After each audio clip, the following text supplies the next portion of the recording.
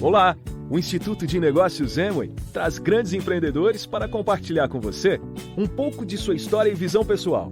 É isso aí! Esperamos que a experiência destes grandes nomes sirva de inspiração para o seu sucesso.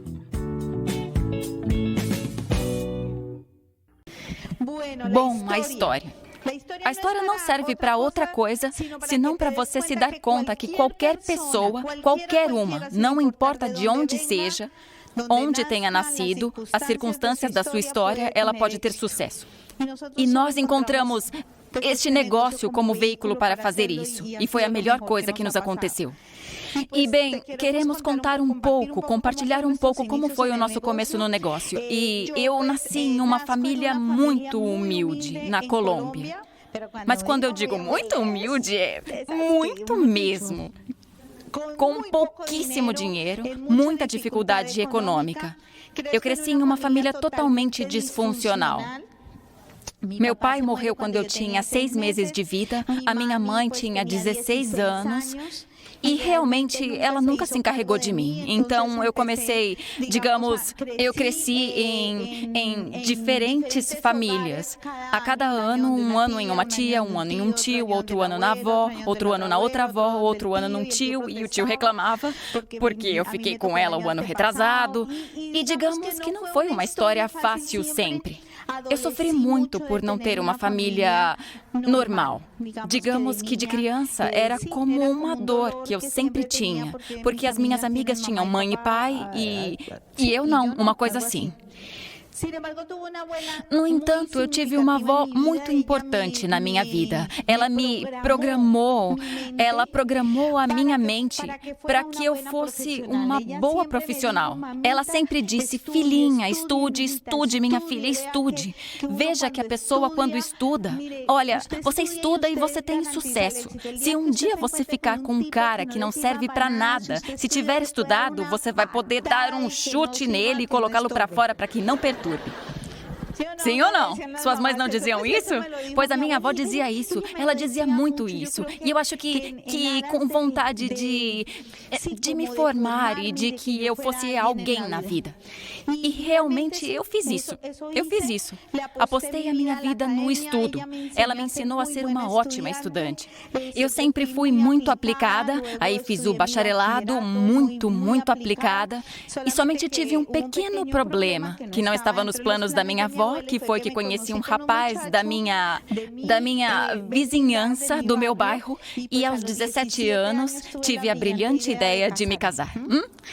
Então, eu virei mãe muito jovem e eu pensei que eu não ia conseguir terminar a universidade. Eu sonhava em terminar. Isso era um sonho meu, a coisa da universidade. Mas na Colômbia tem que ter dinheiro para estudar. E tem uma universidade pública, mas se inscrevem 20 mil para 100 vagas, ou seja, é algo assim. E é muito concorrida. Então eu disse, não importa quantas vezes eu precise tentar entrar, vou fazer isso até passar. Fiz o vestibular 3 vezes para a universidade e na terceira entrei. Aí eu entrei na universidade. E eu fui estudar engenharia de sistemas. E havia moradias universitárias, então me candidatei a uma, me candidatei também aos subsídios. A gente comia graças aos subsídios do governo. E nos davam uns cupons por mês para os estudantes mais ferrados, eu sempre me candidatava e como viam como estávamos, eu ganhava tudo, porque isso era por sorteio e estudo. Então a gente tinha a possibilidade de comer na universidade por um baixíssimo preço. E a minha filha estudava no prézinho, na creche da universidade, também subsidiada. A gente morava em um apartamento também subsidiado, ou seja, tudo era subsidiado. E se não tivesse sido assim, eu acho que não teria conseguido me formar. E depois nasceu meu segundo filho, o Jorginho. E eu tinha 21 anos quando ele nasceu. E aos 24 anos, o meu companheiro, meu esposo, apresentaram o plano para ele em outro canto. E mudou de multinível. Como eu falava com as meninas esta manhã, assim brincando, mas ele foi embora com outra mulher. E eu fiquei, aos 24 anos, sem um centavo no bolso e mãe de 2 filhos. Com raiva, com medos, decepcionada com a vida, tantos sonhos perdidos, e é como se tirassem o meu chão. Mas eu tinha 2 filhos para criar. Eu tinha 2 filhos para criar e eu faço tudo por eles. E quis abandonar a universidade. Já estava terminando, estava no 9º semestre. Mas o que eu ia fazer? Ou seja, eu vou ter que trabalhar agora. Porque eu não tinha um apoio da família que pudesse me ajudar, nada disso. Então, o que eu ia fazer? E, no entanto, olha, de verdade, eu não sei de onde tirei forças, mas comecei a trabalhar em um colégio. Eu trabalhava das 7 ao meio-dia. Das 7 da manhã ao meio-dia e depois estudava à tarde. Foi assim que consegui terminar o curso. Terminei a faculdade e apostei a minha vida nos estudos. Comecei a trabalhar muito rapidamente assim que eu me formei. E eu tinha claríssimo uma coisa, que os meus filhos não iam passar necessidade. Que eu ia ficar ao lado deles e lutar por eles. Que eu jamais teria que pedir aos pais dos meus filhos nada. E que os meus filhos não iam precisar de nada com base em se o pai pudesse ou não pudesse dar. Era eu quem tinha que prover. Era eu quem tinha que dar um estilo de vida a eles. Isso era claro para mim. Aí, quando comecei a trabalhar, a minha avó sempre me ensinou a ser uma excelente estudante. E quando a excelência entra na gente, isso passa para o trabalho e, de uma maneira ou de outra, se manifesta. E eu comecei a trabalhar muitíssimo. Eu era uma das que, se a hora de sair fosse às 6, eu saía às 7:30. Para poder fazer mais do que... Ou seja, sempre tentando ascender. Eu tinha uma meta clara. Eu quero ser gerente. Eu quero subir nesta empresa. Eu quero chegar a ser gerente geral. Eu sonhava com tudo. Eu era muito sonhadora. Então era assim, e eu quero, mas eu sabia, era muito claro que isso não ia ser fácil, que fazendo o mínimo eu não ia conseguir.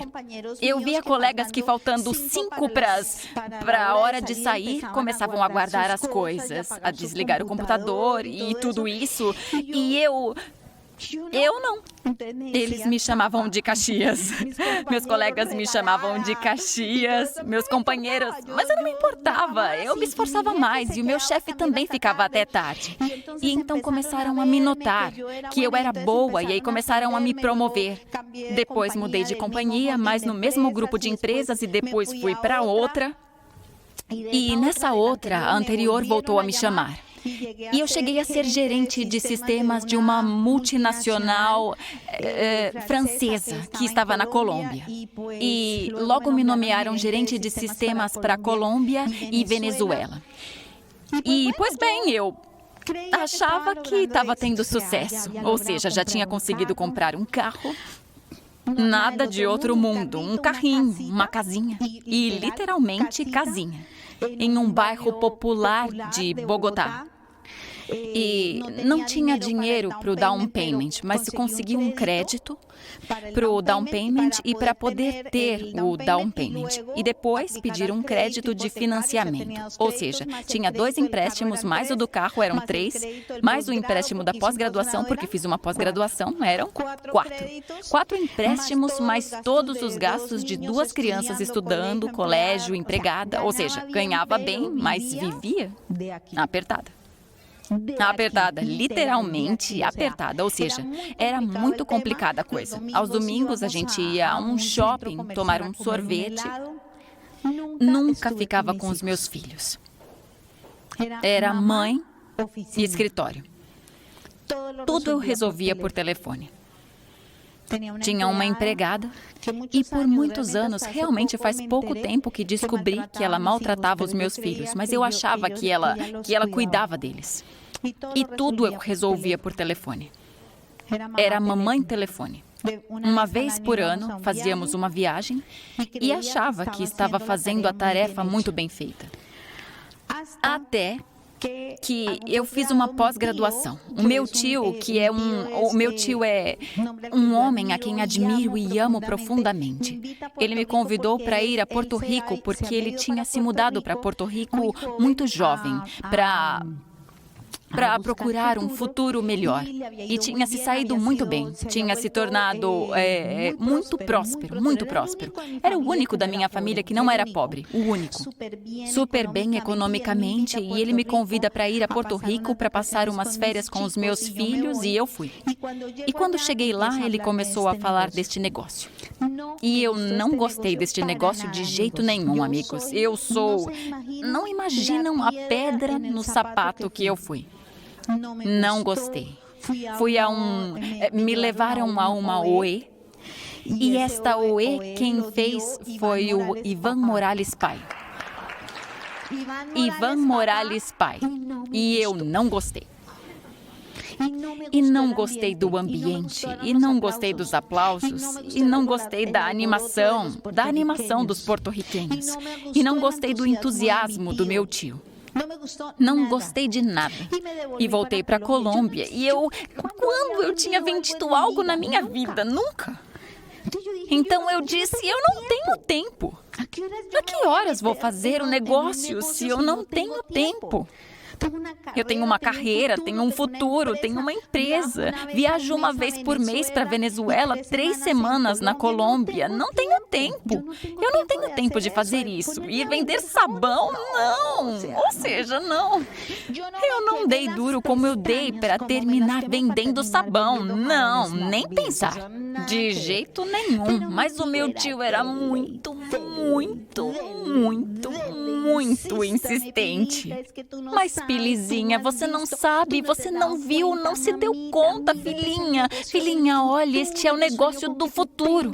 Eu sonho que você tenha um estilo de vida incrível, que todos os seus sonhos virem realidade. E eu sou engenheira. Tirava sarro do pobrezinho do meu tio. Ah, não, nessa igreja controlam ele. Eu pensava assim, nessa igreja controlam ele, era tudo, você pode, campeão, vai. E eu tirava sarro do meu tio. Até que anunciaram a abertura na Colômbia. Mas eu nunca fui capaz de dizê-lo na cara, não estou interessada. Porque me dava muita pena dele.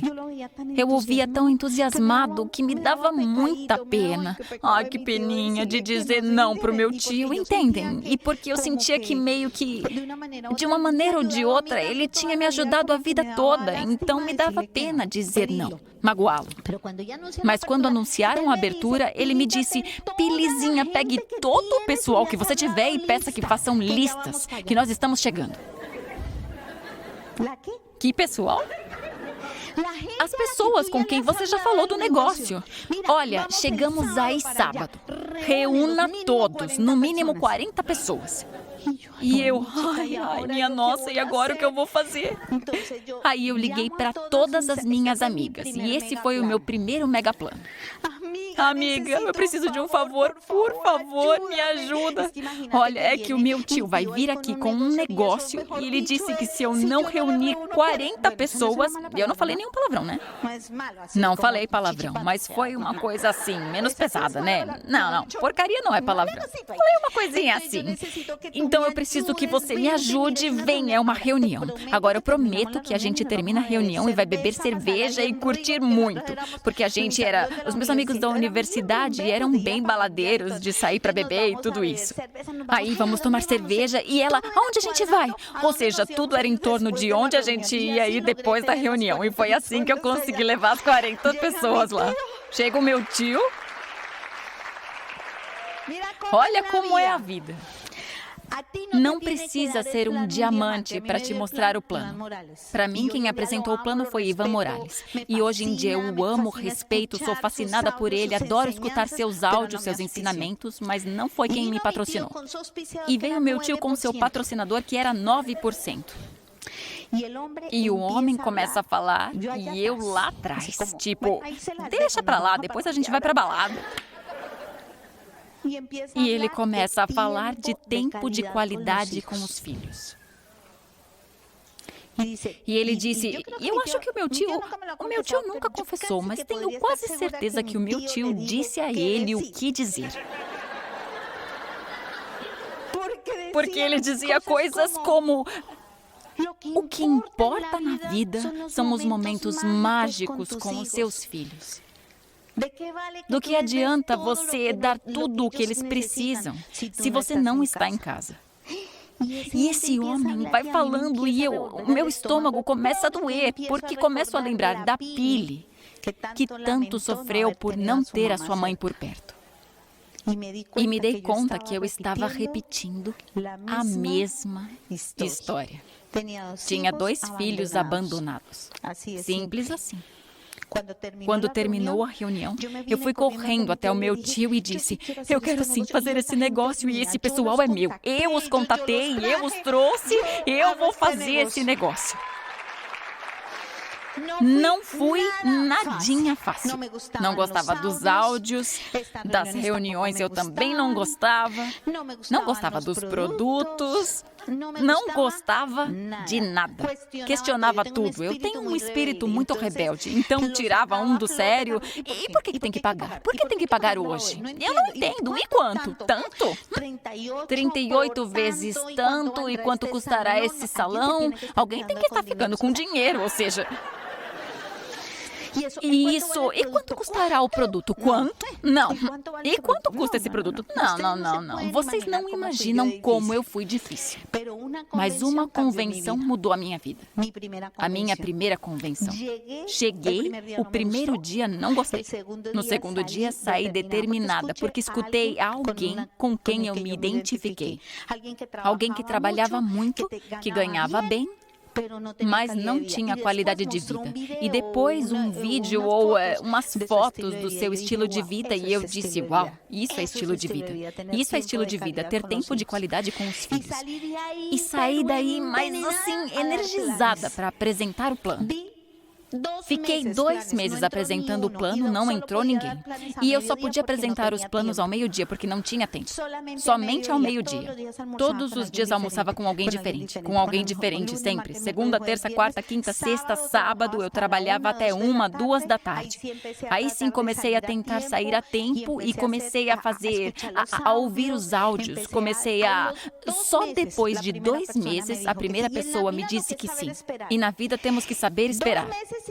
2 meses sem ninguém me dizer nenhum sim, ou quem sabe, ou talvez, ou isso é bom, nada.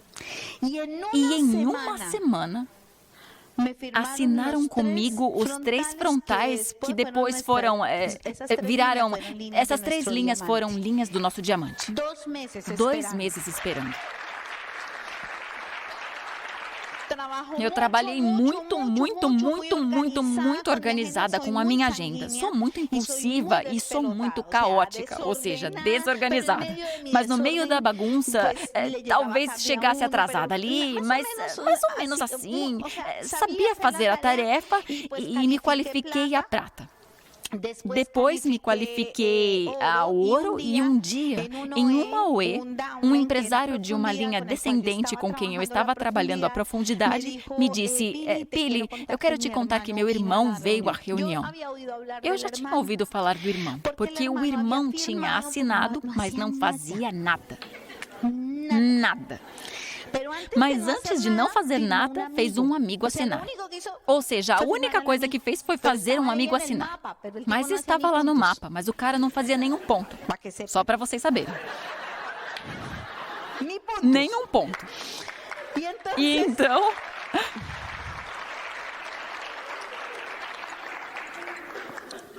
Veio meu irmão, porque falavam assim comigo. Eu acredito no meu irmão tem potencial. E o irmão era 9, mas empurrado. Porque o de baixo é que estava em 9. Então vem o irmão. E o outro, até que enfim, você vai conhecer o meu irmão. E eu pra quê? Eu não queria ter namorado. Não estava namorando porque tinha tido um namorado com quem tinha durado um tempo, mas ele disse, o negócio ou eu. E ainda bem que disse isso. Pus pra correr. Então, estava há 1 ano e meio sem namorado. Preferi o negócio. E então, eu estava sozinha. E então, de repente, o Álvaro me disse, olha, te apresento o meu irmão. E eu, muito prazer. Que irmão lindo. E ele muito ajuizado. Eu promovi a convenção e ele foi. E eu gostei que ele tenha ido, porque no primeiro dia ele foi tocar. Contrataram ele para a convenção para que tocasse, mas no segundo dia ele não ia tocar, então não podia entrar de graça. Mas ao meio-dia veio o Álvaro no segundo dia e me disse: não, foi mais cedo. Pili, você sabe que o Hugo não toca hoje e então não pode entrar grátis? E eu, sim, meu filho, eu sei, mas pagou o ingresso para vir hoje. E eu gostei disso. É sério, eu gostei disso. Porque significava que era um homem inteligente, tão inteligente que ele mesmo veio atrás de mim.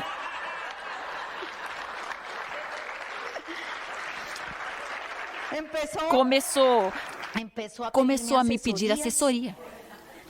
Digam, meninas, o que a gente faz? A gente trabalhando o negócio.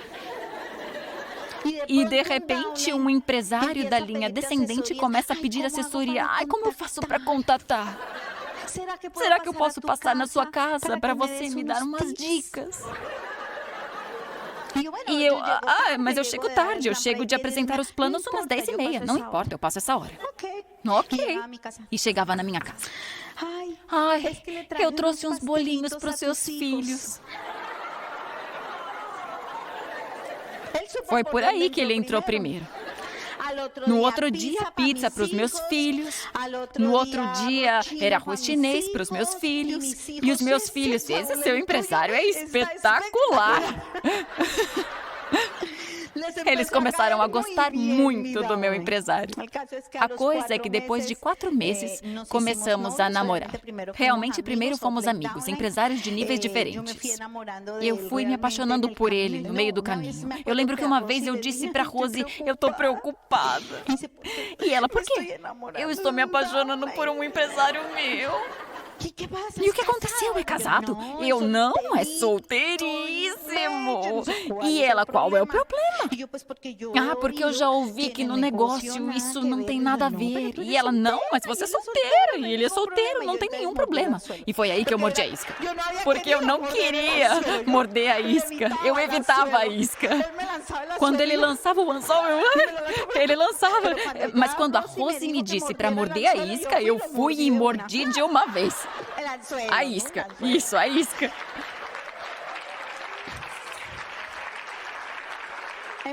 Começamos o nosso caminho juntos.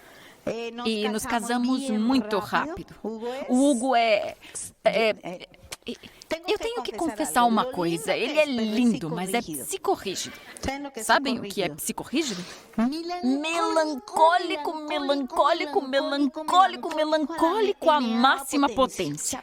Ou seja, tudo tem que ser perfeito, organizado. É 1.1, um pouquinho para lá e vamos mais para ali para sair na foto no meio do quadrinho perfeito. Ou seja, tudo é perfeito.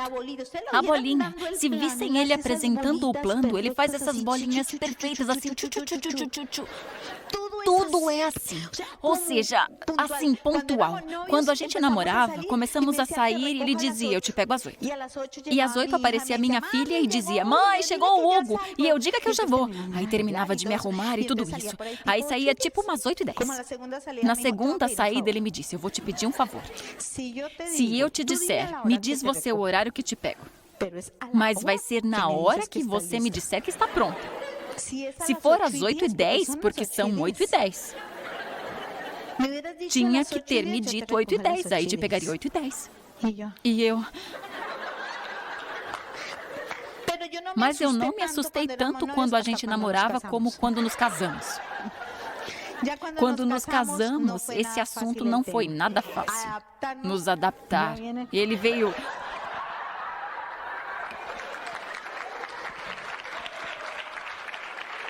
Não foi nada fácil aprender a trabalhar como casal. Eu com a minha desorganização e ele com a sua psicorrigidez.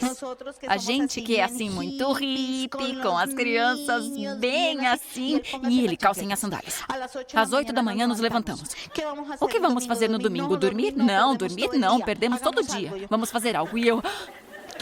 Tivemos que aprender a trabalhar como casal. Mas eu tenho que confessar uma coisa. O melhor presente que este negócio já me deu foi este homem tão lindo. Lindo. Essa palavrinha de se corrigir, eu não gostava até que achei essa definição. Vocábulo criado pelos estourados para classificar as pessoas organizadas que as irritam por conta da sua autodisciplina. Dos que estão aqui, quem está aqui é músico? Tem algum músico aqui? Tem músicos aqui? Tem algum músico aqui? Uau, tem 2 músicos! Que legal, muito bom, super legal. Na Colômbia, músicos meio lentos, porque não começam um negócio. São poucos os que estão fazendo o negócio. E eu vou falar um pouquinho disso nessa parte, porque eu acho que a música se parece muito um negócio. Muitíssimo.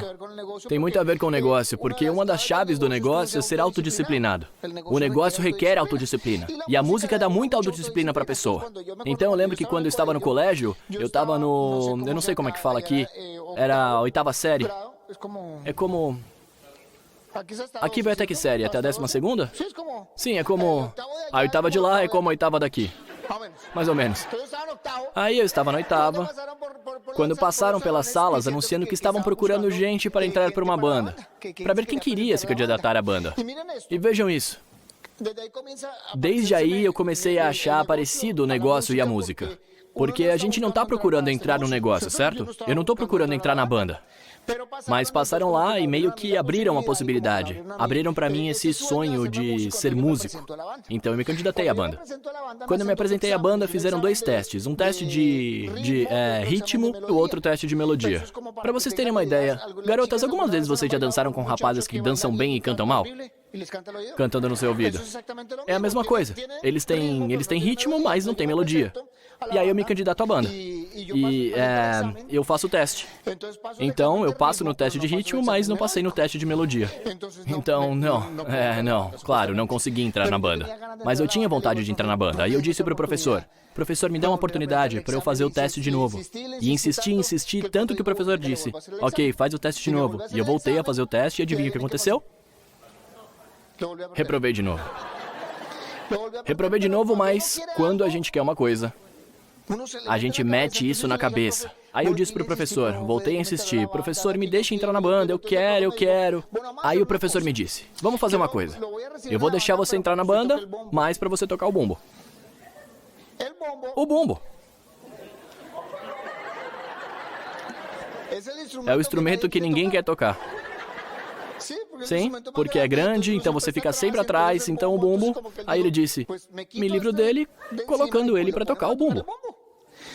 Então, aí na banda eu tocava o bumbo e eu era bem mais baixinho ainda. Então o bumbo chegava até aqui em mim. Mas quando o sonho é grande, os obstáculos não nos roubam a visão. Certo, gente? Eu lembro que eu olhava por cima do bumbo e via os que tocavam saxofone. E dizia, uau, eu quero tocar o saxofone. Eu gostava do saxofone, eu achava algo muito legal, o saxofone. Então eu disse, eu quero aprender a tocar saxofone. Aí eu fiz um amigo que já estava há um tempo na música e disse, se quiser aprender a tocar o saxofone, tem que aprender a tocar o clarinete primeiro. Porque os que tocam saxofone são os que quando chegam na última série, os que tocam saxofone saem, então os melhores clarinetistas começam a tocar o saxofone. Os 3 melhores clarinetistas. Então eu disse, bom, eu tenho que aprender a tocar clarinete.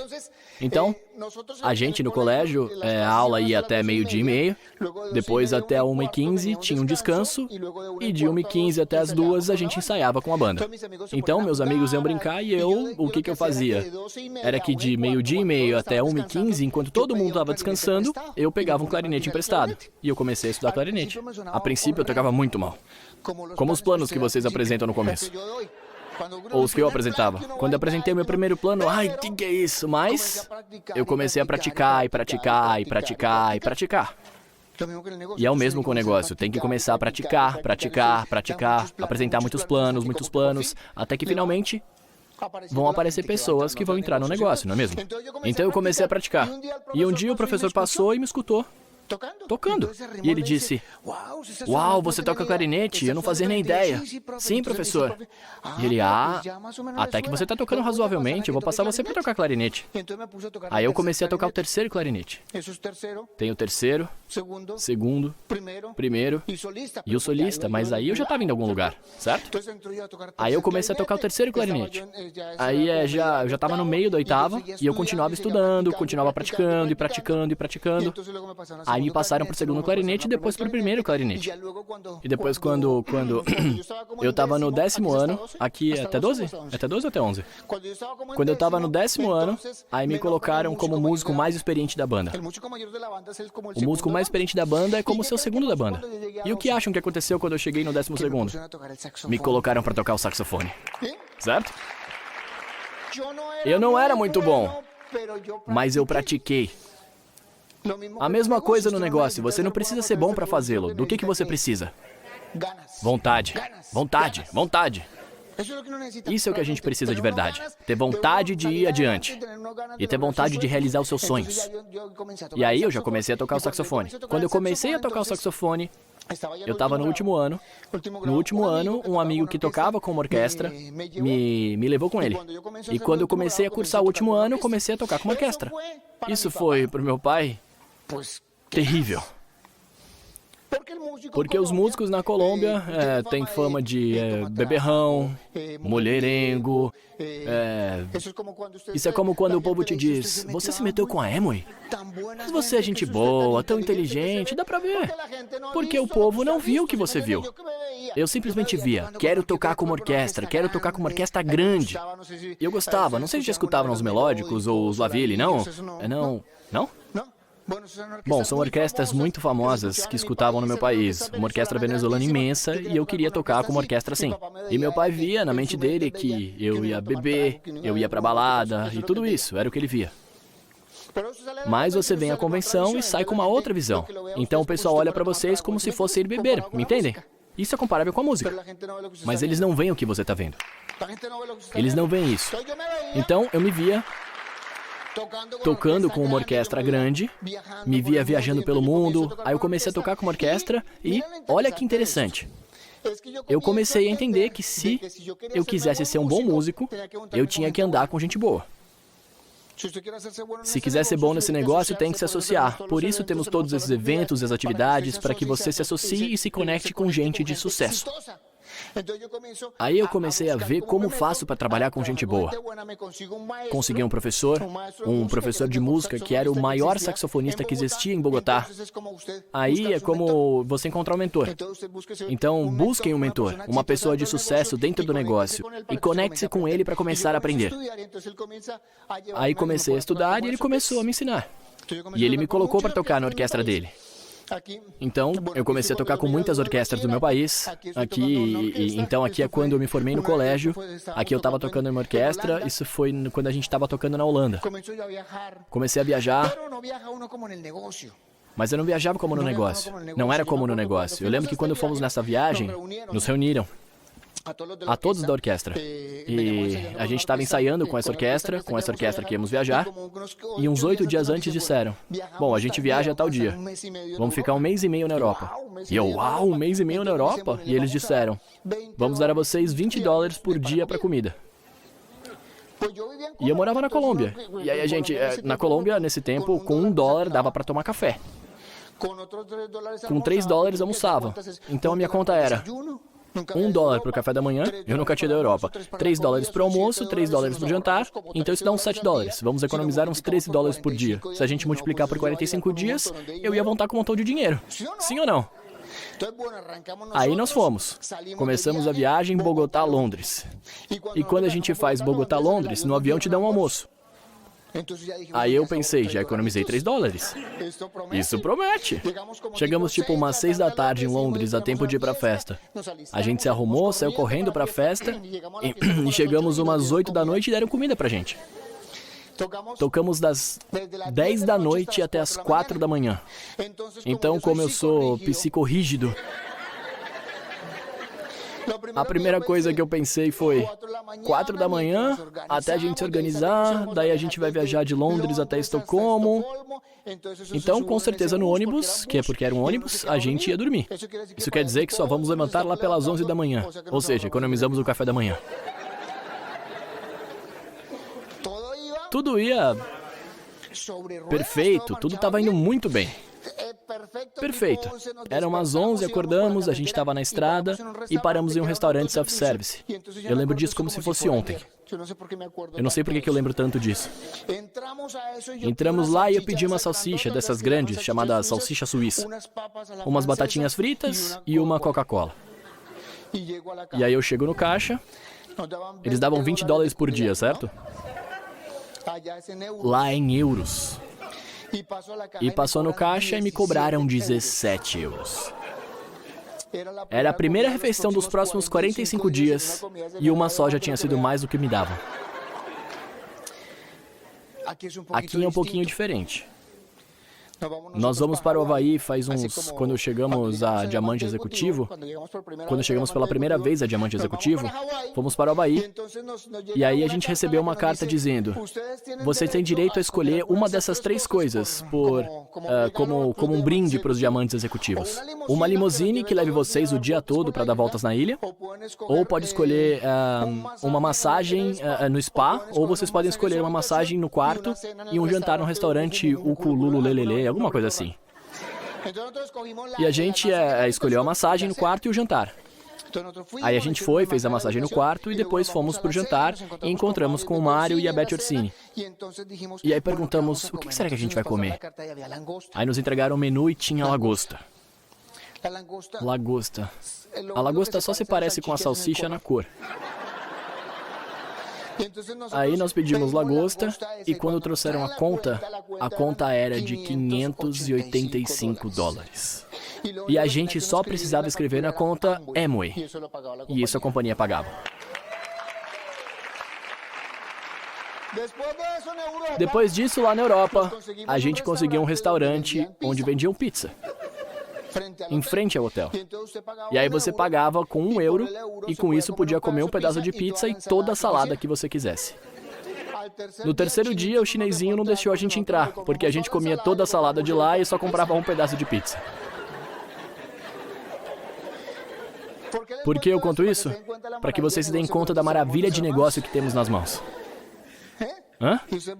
Vocês vão viajar pelo mundo e vão viajar de uma forma impressionante. Vocês vão poder aproveitar muita coisa e sabe o que é mais interessante? Não vão passar fome. Porque a gente viajava muito com orquestra, mas passava fome.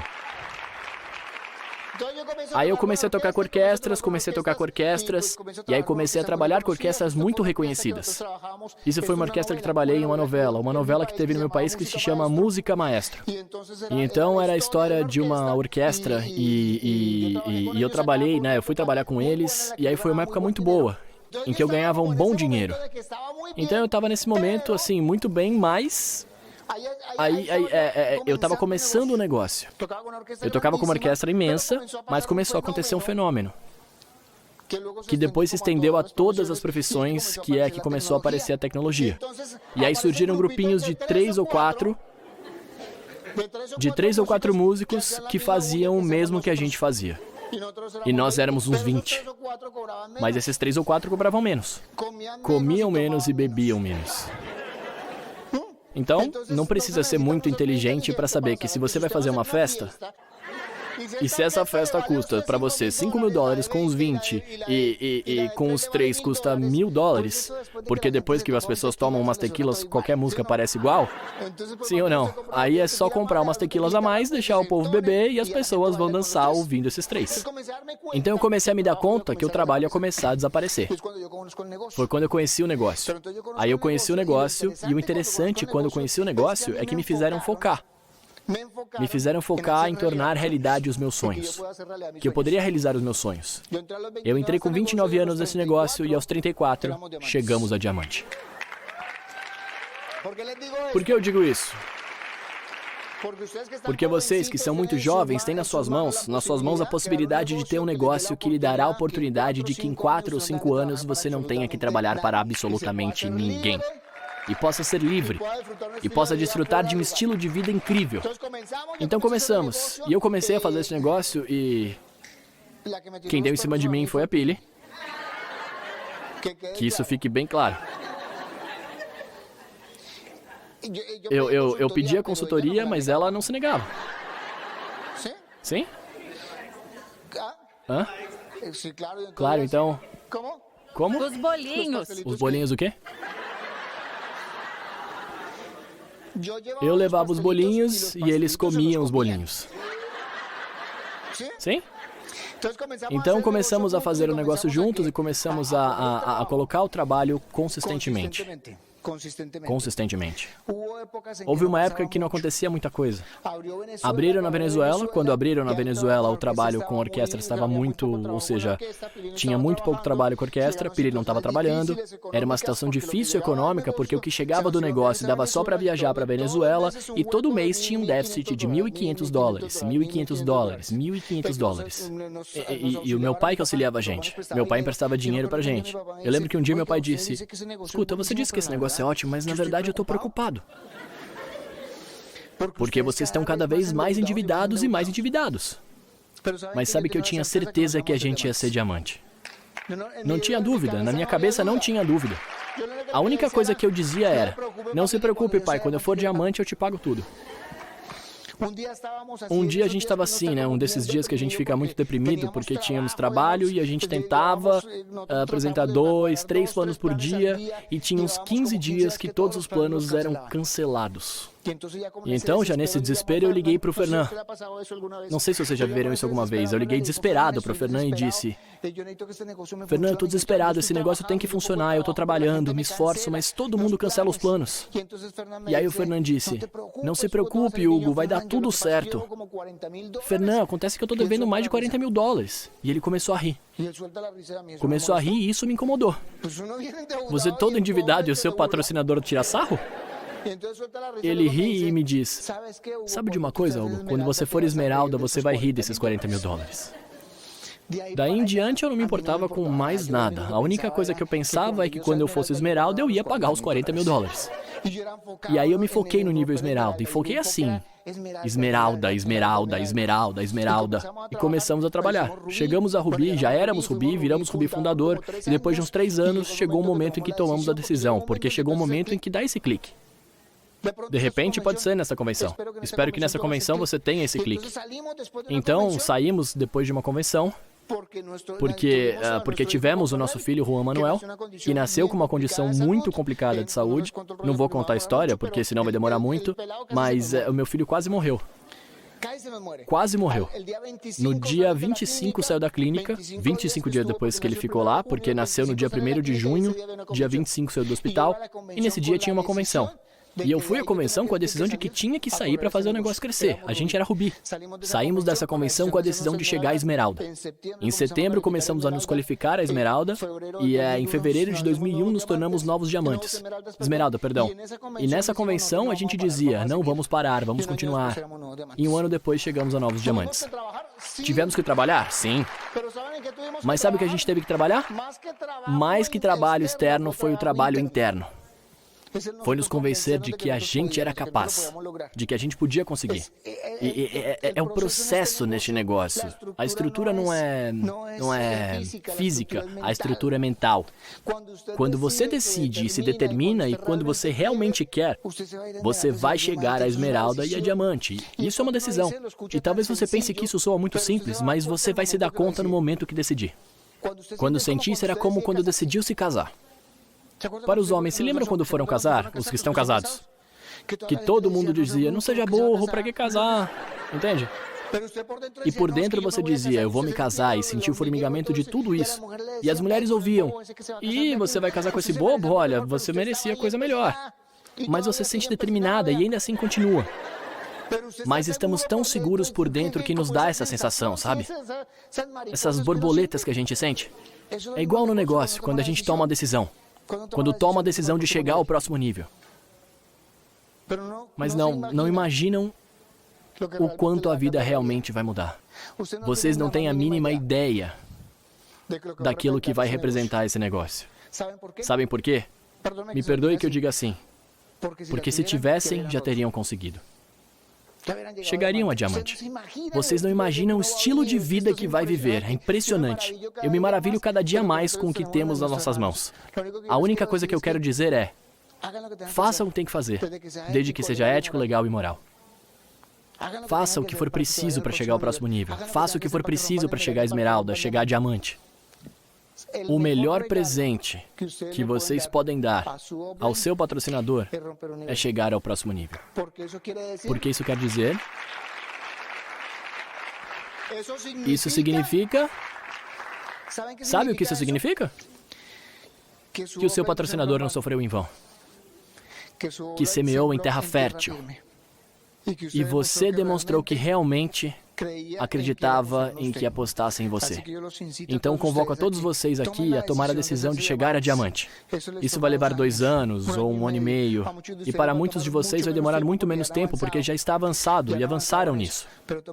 Mas tomem a decisão de chegar no próximo nível. E vai ser um orgulho receber vocês no Clube Diamante.